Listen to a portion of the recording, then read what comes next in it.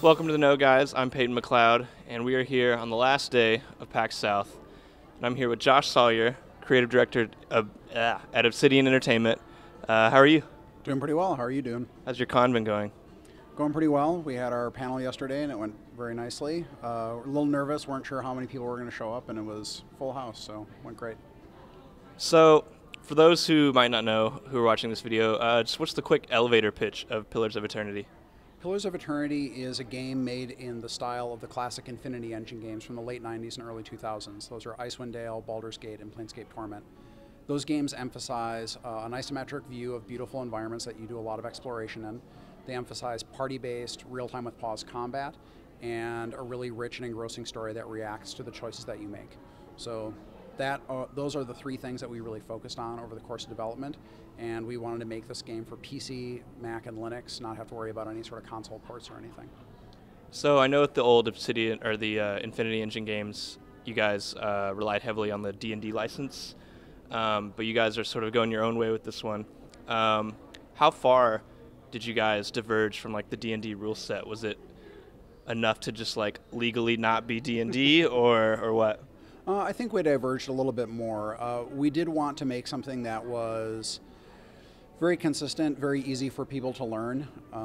A lot of that had to do with changing how the mechanics are displayed and represented to the players. So we don't have saving throws, we just have a normal accuracy and defense system that's consistent across all sorts of attacks. So whether it's a wizard casting, for example, a paralysis spell, or a fighter attacking with a sword, those use the same mechanics to determine whether you hit or crit or miss or graze. We also changed how the armor system works, so it's more of it ablates damage over time rather than being something that prevents you from being hit in the first place. And we also modified mechanics like how you take damage and recover damage after battle to promote players going multiple battles before they need to rest. And there are sort of mechanics that we built in for that. So there are a lot of inspirations from D&D that are in our mechanics, but we did try to diverge for the sake of making it clear to players that might not be familiar with the original mechanics, and just to support specific mechanics in our world, like the resting system that we thought were important for this type of game. And one sort of divergence I've heard about that's sort of a break from the norm for these types of games, you guys are choosing to not have you gain experience from monsters. That seemed like a sort of maybe a radical change from the norm. How did you guys come to that decision? Actually, it's no longer entirely true. We do have bestiary experience now. Okay. So the player acquires experience from unlocking entries in the bestiary, which is sort of like just a catalog of the monsters they've fought. But once they've learned everything they can about a monster, that shuts off. And we arrived at the decision to do something like this. Initially, it was no XP for monsters at all. Tim and I both, Tim Kane, who works on the project, and people might also know from Fallout and Arcanum and stuff like that, Tim and I both agreed that we had seen a lot of cases where quest design and area design really rewarded people just slaughtering everything. So even if you made a stealthy approach to a combat or to a quest, or a diplomatic approach to a quest, players often realize, like, well, I get experience for killing everything, so why wouldn't I just pick the violent option all the time? Or they'd pick the diplomatic option and then go back and kill everything. And so it seemed like a sort of weird, like it was causing people to metagame because the game was sort of built around you getting experience from doing that stuff. So Tim and I initially decided, let's make it not, like, you just don't get experience for doing that. You get experience from quests and objectives within quests. But a lot of people obviously had a problem with that. And so we wanted to reward people for fighting monsters, but only up to a certain point. So it would prevent grinding. It also meant that because humans don't give experience, players would not be as likely to go back and just slaughter all the humans involved in a quest because, well, you don't really get anything out of it other than the gear that you find. So mostly, a lot of the decisions that we made over the course of development were made off of what we saw players doing, both in the earlier games and in our backer beta and stuff like that. So we were trying to get people to play the way that they wanted to play, but also we needed to be cognizant of rewarding them properly for doing that. So hopefully we found a nice balance where people who really like to fight, they like to take the combat path, feel like they get enough of a reward out of that, while the people who want a stealthy approach or a diplomatic approach don't feel like they're really missing out for taking that approach. Okay. And so you guys funded this game excuse me, through Kickstarter. How different of that was like that of an experience from publishing like one of your bigger games like Fallout or South Park? It was a very different experience. I mean, we wouldn't have been able to make the game without the backers, so we're very appreciative of everything they've done, both before the campaign in terms of supporting us and also throughout the project giving us feedback and critiques and stuff like that. So that's been very, very helpful for us, and we would not have been able to show people what we were doing or talk about what we were doing in detail so early. On this project, we talked about what we were doing basically as soon as the Kickstarter began. And we were able to talk about detailed mechanics very early on, and some people liked those, some didn't, and we were able to change things that we thought would be of benefit to everyone.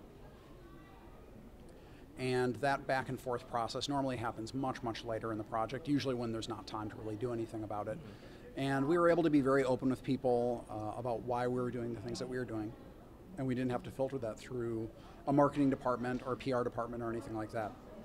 We do have a publishing partner in Paradox, but Paradox has been very hands-off with what we do. They give feedback, they give suggestions for things they think would work well, but they don't force us to do anything. They understand that we're trying to make the best game we can for the fans and the backers, and they've just mostly helped handle the stuff that we weren't able to do as a developer, mostly handling the publishing and the marketing and stuff like that. And I've been seeing you give like regular updates to your backers. What was the decision for like those rapid like video updates or regular video updates as opposed to just something like you do them with such consistency, like you've got almost 100 now, I think, and that's like even other Kickstarters I haven't seen like update that frequently. What was the decision behind the frequency of your updates? We just really wanted to expose people as much as possible to the development process.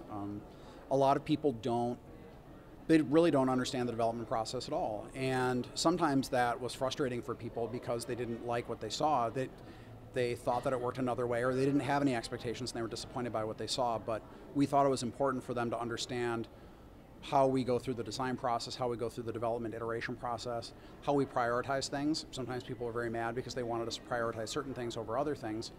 And we had to explain, this is the reason why we do things in a certain order. It's to guarantee that we have a solid foundation before we sort of move on to more polish-oriented things. And we did slow the updates down over time, especially toward the end of development, because they do take quite a bit of effort to actually put out.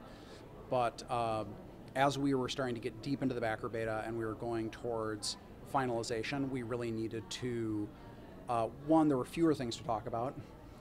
Two, a lot of the stuff that we had changed was going into the backer beta, so people were seeing those changes anyway. And then finally, we just needed to really focus on getting the game done. But we have tried to keep people updated as much as possible on what we're doing because we just think that that back and forth is very valuable for everyone. So, other developers who've done Kickstarters said that their goal with Kickstarter was to get to a point, make the game, and then make enough profit to the point where they didn't need Kickstarter.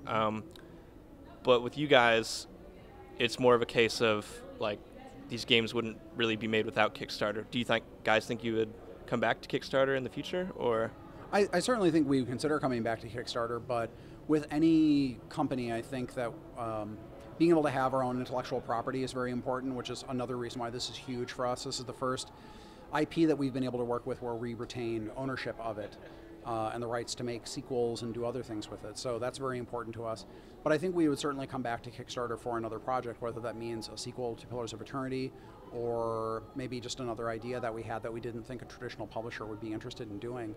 Of course, we would love to have enough money to just do this stuff without a Kickstarter at all. Right. But yeah, in the case of Pillars of Eternity, we had already talked about these sorts of games with publishers a lot in the past, and they just weren't interested. So Kickstarter was really our only option for doing something like this. And where can people find more information about Pillars of Eternity, and when does it come out? I believe, I'm going to forget now, I believe it's eternity.obsidian.net is where you can go to learn more about Pillars of Eternity. And we have a release date now. It's coming out March 26th of this year. Awesome. Thanks a lot. Thank you.